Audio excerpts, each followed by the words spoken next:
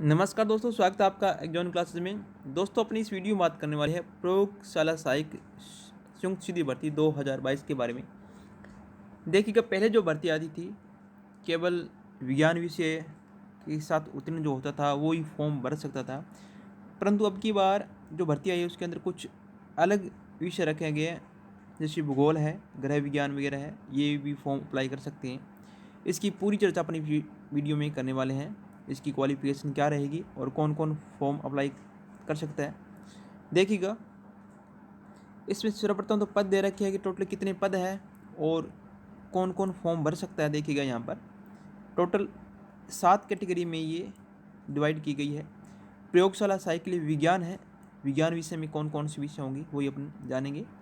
और यहाँ पर विभाग का नाम भी दे रखा है किस विभाग में है, और टोटल पद भी यहाँ पर दे रखे हैं। टोटल जो पद है कुल योग मिलाकर 1012 पद है, और जिनमें से नॉन टीएसपी के 735 और टीएसपी के 277 पद इसके अंदर आते हैं।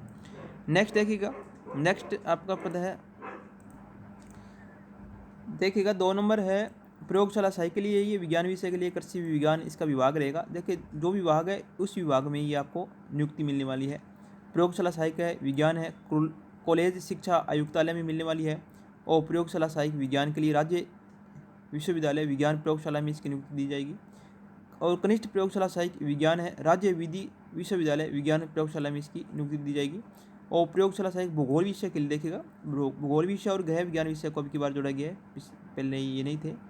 इनके भी देखिएगा लेब असिस्टेंट होते हैं। कॉलेज शिक्षा आयुक्तालय में इनकी नियुक्ति की जाएगी, और कॉलेज शिक्षा आयुक्तालय में गृह विज्ञान वालों की नियुक्ति की जाएगी। इसके आगे इनकी पोस्ट दे रखी है, कितनी कितनी पोस्ट है, तो पोस्ट को ध्यान में न रखते हुए, क्योंकि सभी वर्गों की पोस्ट है, तो इससे अच्छा रहेगा कि तैयारी पर ज़्यादा ध्यान दिया जाए। इसमें देखिएगा आगे क्या क्या है, इसकी क्वालिफिकेशन रहेगी, कौन कौन विषय होनी चाहिए 12th के अंदर। मिनिमम क्वालिफिकेशन 12th है, और 12th के अंदर कौन कौन से विषय होंगे यहाँ पर कुछ डाटा दिया गया है। आवेदन प्रक्रिया के लिए है, आप खुद भी फॉर्म अप्लाई कर सकते हो, या SSID से फॉर्म अप्लाई होगा। ई मित्रा पर जाकर आप SSID के माध्यम से फॉर्म अप्लाई कर सकते हो। ये कुछ इसमें दे रखा है। और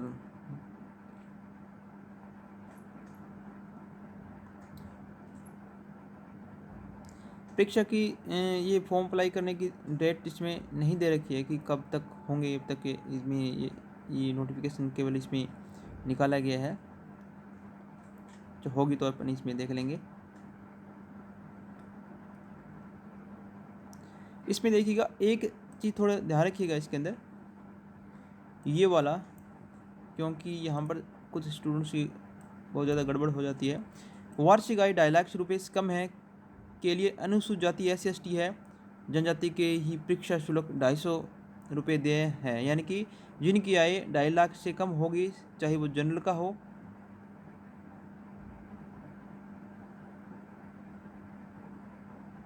सभी वर्ग के लिख रखे हैं। सभी वर्ग के जो विद्यार्थी हैं जिनकी आय अगर 2.5 लाख से कम है, तो उनकी केवल फीस जो लगेगी 250 रुपये लगेगी, यानी कि SC/ST वर्ग के बराबर ही लगेगी। केवल आपको यही ध्यान रखना होगा कि आपकी आय वास्तव में 2.5 लाख से कम होनी चाहिए, क्योंकि जब आपका डॉक्यूमेंट वेरिफिकेशन होगा तो आपको 2.5 लाख से कम का आय प्रमाण पत्र बनाना होगा। बहुत सारे स्टूडेंट्स के समस्या आ जाती है, जैसे पटवारी का भी हो रहे हैं, इनमें आय पहले उन्होंने कम भरती थी, अभी इनको समस्या आ रही है स्टूडेंट्स को। तो ऐसा मत करना, जिनकी वास्तव में आय है तो आप 2.5 लाख कम है तो ही आप 2.5 लाख कम भरिए, 250 रुपये लगेंगे। अन्यथा आप 350, 400, 150 रुपये का अंतर मत देखिएगा, क्योंकि आगे चलकर आपकी समस्या हो सकती है। यहाँ से स्पष्ट रूप से लिखा हुआ, आप थोड़ा ये देख लेना। नेक्स्ट देखिएगा, यहाँ पर ये अलग अलग कैटेगरी वाइज यानी कि दी हुई है। ये थोड़ा आप इसकी PDF मैं टेलीग्राम लिंक पर डाल दूंगा, वहाँ से देख सकते हो। केवल अपन ये देखते हैं कि इसकी क्वालिफिकेशन क्या रहने वाली है, क्योंकि जब तक क्वालिफिकेशन का पता नहीं होगा तो फॉर्म अप्लाई करना, जब तक फॉर्म अप्लाई नहीं करेंगे तो आगे चल कर अपन तैयारी कैसे करेंगे। देखिएगा, फॉर्म सबसे बड़ी बात आती है, फॉर्म अप्लाई करना, क्वालिफिकेशन को जाना। देखिएगा इसके अंदर क्वालिफिकेशन क्या रहेगी। और यहाँ पर उत्कृष्ट कठिनाई के लिए भी दे रखा है, और इसमें दिव्यांगजन है जो निःशक्तजन है उनके लिए पोस्टें हैं, काफ़ी पोस्टें इनके है ये। और ये देखिएगा पात्रता अपन देखते हैं कि इसके लिए क्या क्या रहेगी। पद कोड ए के लिए माध्यमिक शिक्षा विभाग के अंदर जो नियुक्ति दी जानी है उनके लिए देखिएगा कम से कम 3 विषयों के साथ सीनियर सेकेंडरी होनी चाहिए, 12th होनी चाहिए, जिसके अंदर सूक्ष्म जीव विज्ञान हो सकता है, जैव प्रौद्योगिकी हो सकता है, जैव रसायन हो सकता है, और भौतिक विज्ञान, रसायन विज्ञान और जीव विज्ञान या गणित से। यानी कि केवल फर्स्ट पद कोड फर्स्ट को ही जिनके पास सपोज करो, क्योंकि 12th के पास रसायन विज्ञान, भौतिक विज्ञान और गणित होती है, केवल वो पद कोड फर्स्ट को अप्लाई कर सकते हैं। और जिनके पास जैसे बायो का विद्यार्थी जिनको बोला जाता है, जीव विज्ञान जिसके पास है, क्योंकि उनके पास रसायन विज्ञान भी रहती है, जीव विज्ञान भी रहती है और भौतिक ज्ञान इनके पास रहता है, और वो इसमें फॉर्म अप्लाई कर सकते हैं। सूक्ष्म जीव विज्ञान है जो एग्रीकल्चर वगैरह है, और जैव प्रौद्योगिकी वगैरह है, जैव रसायन विज्ञान है, क्योंकि एग्रीकल्चर के स्टूडेंट्स भी इनमें शामिल है, वो फॉर्म ये पद कोड फर्स्ट वाला फॉर्म अप्लाई कर सकते हैं।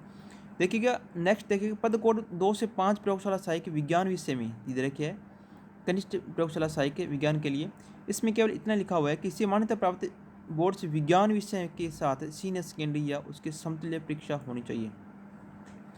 विज्ञान विषय के साथ ओनली फॉर इसने कह रखी है विज्ञान विषय के साथ।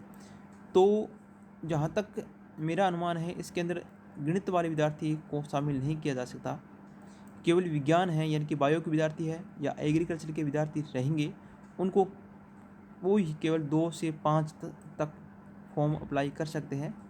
इसके अलावा क्योंकि स्पष्ट रूप से इसमें नहीं लिखा हुआ है, केवल इसमें विज्ञान विषय लिखा हुआ है, तो विज्ञान विषय के अंदर क्योंकि गणित को विज्ञान विषय के अंदर नहीं मानते, क्योंकि जैसे अपने 12th के अंदर है तो अलग से एक विषय ले सकते हैं, ऐच्छिक चुन सकते हैं, इसके अलावा आर्ट्स भी इसके साथ ले सकते हैं, तो ये थोड़ा कॉम्प्रोमाइज़ नहीं होता है।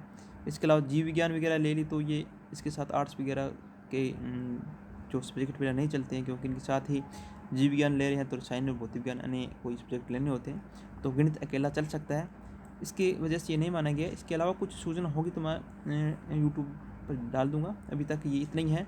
केवल विज्ञान विषय के साथ जैसे सूक्ष्म विज्ञान जिनके पास है, जैव प्रौद्योगिकी है, जैव विज्ञान है, और भौतिक विज्ञान, रसायन विज्ञान है या जीव विज्ञान, इनमें से कोई सब्जेक्ट है आपके इनमें विज्ञान अपने कर रखी है, वो ही केवल 2 से 5 तक प्रयोगशाला के फॉर्म भर सकते हैं। ये है ही है। देवनागरी लिपि में लिखी हिंदी में कार्य करने का ज्ञान और राजस्थान की सांस्कृतिक ज्ञान होना चाहिए, क्योंकि सभी भर्तियों में ये होता ही है। नेक्स्ट देखिएगा पद कोड 6 के लिए किसी मान्यता प्राप्त बोर्ड से भूगोल विषय के साथ सीनियर सेकेंडरी या उसके सीनियर सेकेंडरी हो 12th होनी चाहिए भूगोल विषय के अंदर। पद कोड 7 के लिए देखिएगा गृह विज्ञान आपके पास होना चाहिए, गृह विज्ञान विषय के साथ सीनियर सेकेंडरी या समतुल्य होना चाहिए, तो आप इसमें फॉर्म अप्लाई कर सकते हो।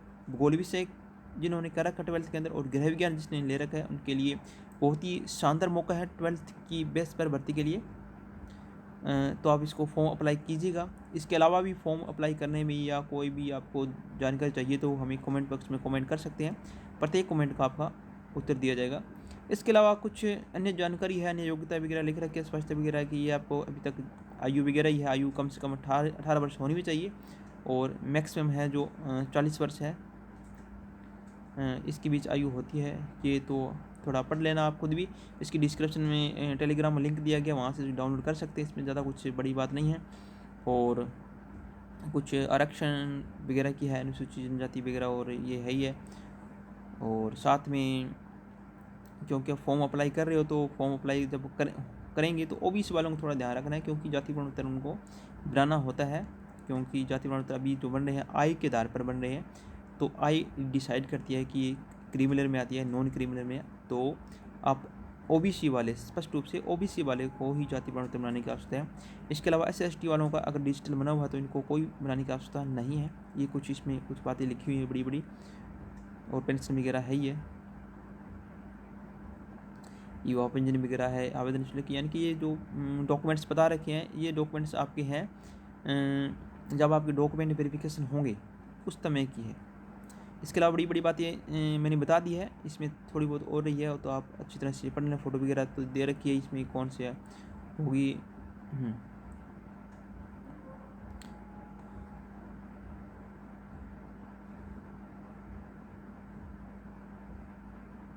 देखिए ये थोड़ा और देख लीजिएगा, जाति प्रमाण पत्र की वैधता अवधि सामाजिक न्याय अधिकारिता विभाग को जाति प्रमाण पत्र निर्देश दिनांक 9/9/2015 देखिए SC/ST है के लिए जाति प्रमाण पत्रों की अवधि जीवन पर्यंत होती है होगी, जबकि ओबीसी के लिए संबंधी प्रमाण पत्र एक बार ही जारी किया जाएगा, परंतु क्रिमिनल में नहीं होने संबंधी तथ्य को 3 वर्ष के लिए विधि सम्मत शपथ पत्र के आधार पर मान्यता दी जाएगी। अगर जिनका पुराना बना हुआ है तो 3 वर्ष से ज़्यादा अगर पुराना बना हुआ है तो शपथ पत्र उनको साथ में देना होगा। ये कुछ बातें कही हुई है, तो ओबीसी वाले आप जाति प्रमाण पत्र बना लेना, ये इसमें बड़ी बात है। और थोड़ा इसमें अच्छी तरह से पढ़ लेना जो फॉर्म अप्लाई कर रहे हैं, क्योंकि अधिकतर विद्यार्थी वही फॉर्म अप्लाई करेंगे जिन्होंने पहले से किसी एग्ज़ाम दिया होगा, तो उनको सब अच्छी तरह उनको पता होगा। और बोर्ड की वेबसाइट है ये, इन पर भी किसी प्रकार की जो सूचना होती है इस वेबसाइट पर मेन आ जाती है। तो वीडियो अच्छा लगा तो वीडियो को शेयर करना। इसके अलावा कोई आपकी कोई दिमाग में बात चल रही है तो आप कमेंट बॉक्स में कमेंट जरूर कीजिएगा, तो प्रत्येक कमेंट का आपका आंसर दिया जाए। धन्यवाद।